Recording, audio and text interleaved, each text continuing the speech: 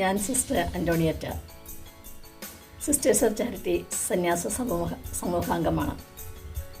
5 പതിറ്റാണ്ടിലേറെയായി ഈ സമൂഹത്തിൻ്റെ ഒരു ഭാഗമാണ് ഞാൻ. എൻ്റെ സന്യാസ ജീവിതത്തിൻ്റെ ഏറിയ പങ്ക് ചെലവഴിച്ചത് യുവജനങ്ങൾക്ക് ശുശ്രൂഷയ്ക്കായിരുന്നു. അതിലെനിക്ക് പ്രചോദനമായത് ഞങ്ങളുടെ സന്യാസഭയുടെ സ്ഥാപകയായ വിശുദ്ധ ബർത്തലോമിയായും സഹ സന്യാസിനിയായിരുന്ന വിശുദ്ധ വിൻസെൻസോ ജെറോസയുമാണ്. ഈ വിശുദ്ധർക്ക് യുവജനങ്ങളോടുള്ള ആഴമായ സ്നേഹത്തിൻ്റെയും കരുണയുടെയും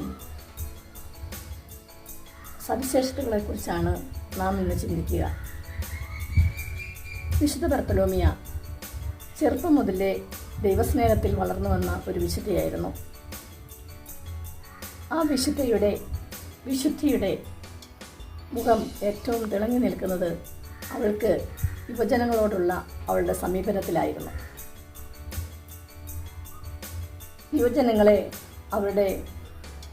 അവൾ ശാസിക്കാൻ ശ്രമിച്ചില്ല, മറിച്ച് അവരെ മനസ്സിലാക്കാൻ ശ്രമിച്ചു.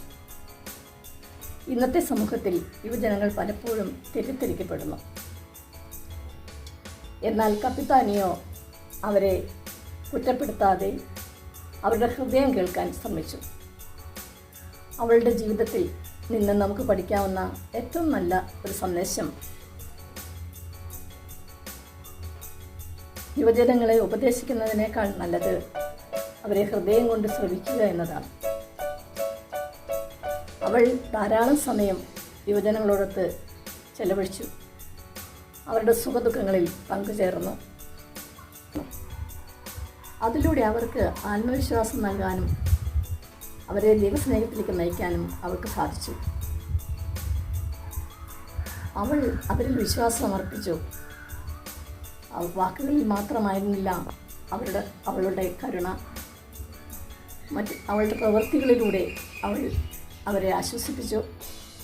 വഴിതെറ്റിയവരെ ശാന്തമായി തിരികെ കൊണ്ടുവന്നു. കനകപ്രിയരെ മാനസാന്തരത്തിലേക്ക് നയിച്ചു. ജയിൽവാസികളെ തെറ്റുകെട്ടിരുത്താൻ സഹായിച്ചു. അവൾ തരുന്ന മാതൃക ഇതാണ്. സ്നേഹം കൊണ്ട് വേണം നമുക്ക് മറ്റുള്ളവരെ തിരുത്തുവാൻ, മാറ്റുവാൻ. ഇന്ന് യുവജനങ്ങൾ പലവിധത്തിലുള്ള വെല്ലുവിളികൾ നേരിടുന്നവരാണ്. ഏകാന്തതയും ആശങ്കയും ജീവിതത്തെക്കുറിച്ചുള്ള അവരുടെ സ്വപ്നങ്ങളും തെറ്റായ ജീവിത രീതികളും അങ്ങനെ പോകുന്നു. ഈ കാലഘട്ടത്തിൽ ബർത്തലോമിയുടെ മാതൃക വളരെ പ്രസക്തമാണ്.